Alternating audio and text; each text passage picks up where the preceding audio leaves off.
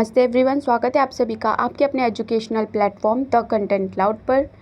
आज इस वीडियो में हम लोग डिस्कस करेंगे स्ट्रेटजी कि कैसे आपका जो सीटेट का एग्ज़ाम है वो अच्छे नंबरों से क्वालिफाई हो जाए। ओके, आपका फर्स्ट अटैम्प्ट हो या फिर आपका सेकंड थर्ड अटैम्प्ट हो, कोई चिंता की बात नहीं है। आपको बस इस स्ट्रेटजी के अकॉर्डिंग अपनी प्रिपरेशन को शुरू कर देना है। ओके, और हाँ, ये जुलाई में एग्ज़ाम होना तय है। 7 जुलाई को तो आपके पास अप्रॉक्स 56 to 57 डेज़ बचे हुए हैं। किस सब्जेक्ट को, किस टॉपिक को कितना टाइम देना है, वह सब आपको इस वीडियो में पता चलेगा। एंड तक बने रहिएगा। और स्पेशल टिप्स के लिए जो हमने एंड में शेयर करी हैं आपके लिए, तो वो ज़रूर देखिएगा। बढ़ते हैं अपने वीडियो की ओर। बात करते हैं पेपर 1 की। तो अगर आपने डीएलएड किया हुआ है तो आप दोनों पेपर दे सकते हैं, पेपर 1 पेपर 2। ओके, अगर आपने बीएड किया हुआ है तो आप पेपर 2 ही दे। अगर आपने दोनों फिल कर दिए हैं तो कोई बात नहीं, आप जो एग्ज़ाम है वो पेपर 2 वाला ही दें। पेपर 1 जो एग्ज़ाम होता है वो आपका 1 to 5th क्लास के लिए होता है। ओके, इसमें आने वाले जो सब्जेक्ट हैं वो आपके हैं चाइल्ड डेवलपमेंट एंड पेडागोजी, जो आपके 30 मार्क्स की आती है। लैंग्वेज, फर्स्ट लैंग्वेज जो होती है वो आपकी हिंदी इंग्लिश में से कोई हो सकती है, वो भी 30 मार्क्स की आती है। सेकंड लैंग्वेज भी आपकी 30 मार्क्स। मैथमेटिक्स, ये भी आपके 30 मार्क्स की आती है। और बात करें एनवायरनमेंट, ईवीएस जिसे हम कहते हैं, वो भी 30 मार्क्स का आता है। ओके, टोटल मार्क्स हो जाते हैं हमारे 150। टोटल टाइम होता है 150 मिनट और टोटल क्वेश्चंस भी हमारे हो जाते हैं 150 क्वेश्चंस। ये एक जो एग्ज़ाम्स हैं पेपर 1 पेपर 2, इनमें कोई नेगेटिव मार्किंग नहीं होती है। इसकी चिंता बिल्कुल ना करें। ओके, अब बात कर लेते हैं पेपर 2 वालों की। तो ये आपका 6 to 8 क्लास के लिए होता है। ओके, इसमें आपके सीडीपी, लैंग्वेज 1, लैंग्वेज 2, जिनमें आपका ऑप्शन होता है संस्कृत, हिंदी, आपने क्या लेनी है, हिंदी इंग्लिश। ओके, मैथमेटिक्स भी आती है, साइंस भी आती है और सोशल साइंस भी आती है।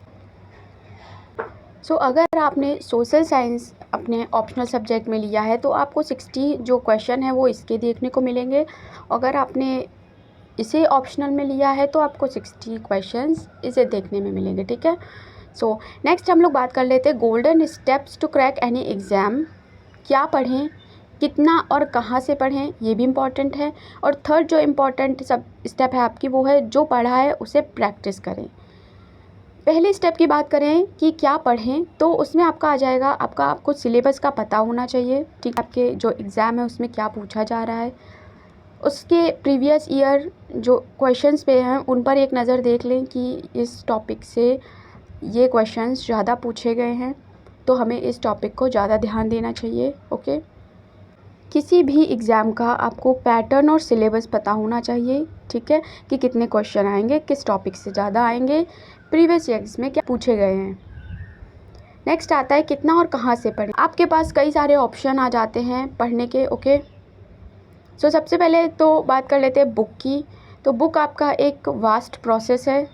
ठीक है, 40 से 50 बुक आपके आसपास होंगी ही अगर आप बुक से पढ़ने चले। किया है, बीटीसी किया है, उससे पढ़ेंगे, फिर एक्स्ट्रास बुक होंगी, उनसे पढ़ेंगे। तो नेक्स्ट आपके पास एक ऑप्शन आता है कि आप कोई कोर्स ले लें और उससे अच्छे से सारी क्लासेस लें, सारा टेस्ट दें और सारी प्रिपरेशन करें और अपने सेल्फ नोट्स बनाएं। ठीक है, जो आपके रिवीजन के टाइम पे इम्पॉर्टेंट होंगे। ये हो गया आपका स्टेप 2 कि आपको कहाँ से पढ़ना है।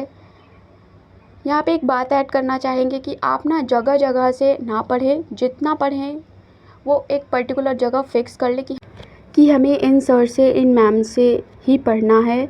ओके, क्योंकि सब जगह जाएंगे, सब लोग अलग अलग बात बताएंगे तो आपको कन्फ्यूज़न होगा।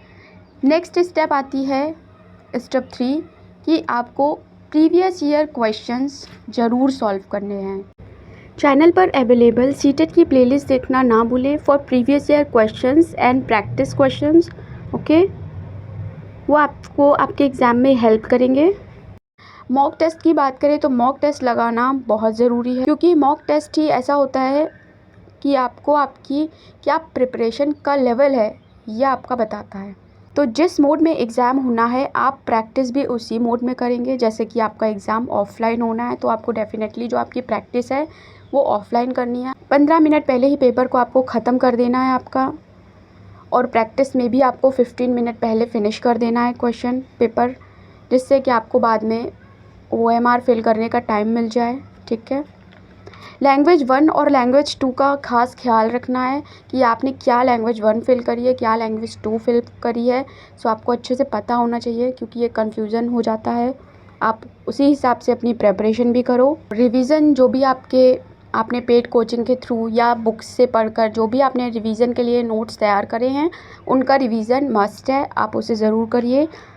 बात करते हैं CDP हिंदी और इंग्लिश। अगर आपका जो लैंग्वेज 1 लैंग्वेज 2 कॉमन है दोनों पेपर में, और CDP दोनों पेपर में है, तो ये आपका एक प्लस पॉइंट हो जाएगा कि आपको इन तीनों की प्रिपरेशन का फ़ायदा दोनों ही पेपर में देखने को मिलेगा। हाँ, थोड़ा बहुत चेंजमेंट हो जाएगा पैरागॉजी का और डिटेल्ड क्वेश्चन का, बट फिर भी ये कॉमन है। CDP लैंग्वेज 1 लैंग्वेज 2 ये आपके सेम होंगे, तो आपको फ़ायदा होगा। नेक्स्ट हम लोग डिस्कस कर लेंगे कुछ इम्पॉर्टेंट पॉइंट्स, जैसे कि जो सब्जेक्ट वीक है उस पर भी फोकस करें। अभी आपके पास सफिशिएंट टाइम है, आपको जो सब्जेक्ट आपका वीक है उस पर भी काम करना है। ऐसा नहीं कि उसे बिल्कुल ही छोड़ दें, उसकी तरफ देखें ही ना, आप बाकियों में अच्छा स्कोर कर लें। नहीं, आपको उसको भी देखना है, उसे भी पढ़ना है। नेक्स्ट है, सभी सब्जेक्ट इम्पॉर्टेंट हैं। सभी सब्जेक्ट आपके लिए इम्पॉर्टेंट है, चाहे वो फिर आपका लैंग्वेज 1 हो, लैंग्वेज 2 हो, CDP हो, मैथ हो, EVS हो, इसलिए आपको सभी सब्जेक्ट्स पे बराबर ध्यान देना है। नेक्स्ट है, क्या ना करें, तो आपको बिल्कुल भी जल्दी नहीं करनी है, जल्दबाजी बिल्कुल भी ना करें। ठीक है। आराम से समझ कर अच्छे से पढ़ें। और फिर आता है हमारा टाइम मैनेजमेंट, जो कि की होता है किसी भी एग्ज़ाम को क्रैक करने की। Time management is very important.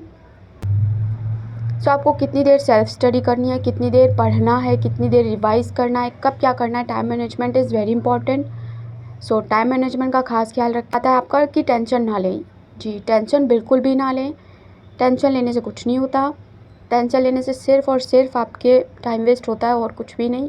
इसलिए जितना हो सके पर्टिकुलर फोकस करें अपनी पढ़ाई पर। आपने क्या पढ़ा है, कितना पढ़ लिया है, कितना आगे पढ़ना है, इस बारे में सोचें, ना कि बेवजह की टेंशन लें। सो लास्ट में बात कर लेते हैं हम लोग कुछ स्पेशल टिप्स की। तो वो है आपका टाइम टेबल। टाइम टेबल, कोई भी एग्ज़ाम हो, हम सभी एक टाइम टेबल ज़रूर बनाते हैं, और 90% वो टाइम टेबल ना आपका पूरा ही नहीं होता। आपका वो बिल्कुल भी, आपने जो सोचा होता है उसका जस्ट उल्टा होता है, वो कंप्लीट ही नहीं हो पाता। आपने सोचा था इतने घंटे में हम ये पढ़ने वाले हैं, बट उतने घंटे में कुछ भी नहीं हो पाता है। इसलिए आपको हमेशा जो टाइम टेबल है वो अपने घंटों के हिसाब से नहीं बनाना है कि पर्टिकुलर 2 घंटे हमें इंग्लिश पढ़नी, पर्टिकुलर 2 घंटे हमें CDP पढ़नी, ऐसा नहीं करना है। आपको टाइम टेबल बनाना है हमेशा टॉपिक के हिसाब से। जैसे आपने सपोज़ हिंदी का टॉपिक उठाया अलंकार, तो आपने अलंकार उठाया, उसे पढ़ा, उसे रिवाइज़ किया, उसके 100-200 क्वेश्चन लगा लिए, या कोई वीडियो देख लिया 100-200 क्वेश्चन का, जो भी है, फिर आप कंप्लीट किया। ठीक है। इससे आपका पूरा टॉपिक अच्छे से समझ आ गया, नहीं आता था वो भी समझ आ गया, रिवाइज़ हो गया, प्रैक्टिस हो गई, सब कुछ हो गया। अब आप ये कह सकते हो कि हाँ, अलंकार फिनिश हुआ है। सो इस तरीके से आप अपना टाइम टेबल बनाइए, ना कि 2 घंटे हिंदी पढ़ेंगे, 2 घंटे CDP पढ़ेंगे। जो पॉइंट आता है कि एक भी प्रश्न ना छोड़ें। जी बिल्कुल, आपको नेगेटिव मार्किंग तो है नहीं, तो आपको एक भी क्वेश्चन नहीं छोड़ना है। पता नहीं आपका कौन सा क्वेश्चन आपने जो नहीं आ रहे थे उनमें से सही हो जाए। सो आपको मॉक में भी अपनी ऐसी ही प्रैक्टिस करनी है कि आपको बिल्कुल भी क्वेश्चन नहीं छोड़ना है। ठीक है। और बड़े बड़े क्वेश्चन देख के डरना तो बिल्कुल भी नहीं है कि हाँ, ये क्वेश्चन बड़ा है तो हम बिल्कुल डर जाएं, ऐसा नहीं है। आपको मॉक में यही प्रैक्टिस करनी है कि आपको क्वेश्चन नहीं छोड़ना है, आपको सारे क्वेश्चन अटैम्प्ट करने हैं। एंड में 15 मिनट्स बचने हैं, वो बचें जिससे कि आप वो अपने OMR फिल करने के टाइम पर उसे उस समय का यूज़ कर पाएँ। So last but not the least, आपकी हेल्थ। अपनी हेल्थ का ध्यान रखें। ठीक है। आपको मेंटली स्ट्रॉन्ग होना है, ये नहीं कि कुछ भी आए और आप बिल्कुल टेंशन में आ जाए कि ऐसे कैसे। आपको बिल्कुल फ्री रहना है, रिलैक्स रहना है, अपनी पढ़ाई पे फोकस करना है। आप जो पढ़ेंगे वो आपका साथ देगा, एग्ज़ाम हॉल में भी देगा। इसी तरीके से हेल्थ पर ध्यान रखिए, अच्छा खाइए, खुश रहिए। सो अगर आप जनरल से बिलोंग करते हैं तो आपको 90 मार्क्स के साथ क्वालिफाई हो जाएगा आपका एग्ज़ाम। अदर्स से हैं तो 82। बट अगर आप इस स्ट्रैटेजी को प्रॉपर फॉलो करेंगे तो आप डेफिनेटली अच्छा स्कोर कर पाएंगे। 125 130 प्लस मार्क्स। ओके, ये थी आपकी पूरी एनालिसिस एग्ज़ाम को लेकर, स्ट्रेटजी आपको कैसे क्वालिफाई करना है, कितना आपको पढ़ना है, कहाँ से पढ़ना है, कैसे प्रैक्टिस करना है, सारी ही आपके इस वीडियो में डिस्कस हो गई हैं। सो अगर वीडियो अच्छा लगा तो शेयर ज़रूर करें। चैनल से नहीं जुड़े हैं तो डेफिनेटली चैनल से जुड़ जाएं। Thanks for watching. मिलते हैं नेक्स्ट वीडियो में।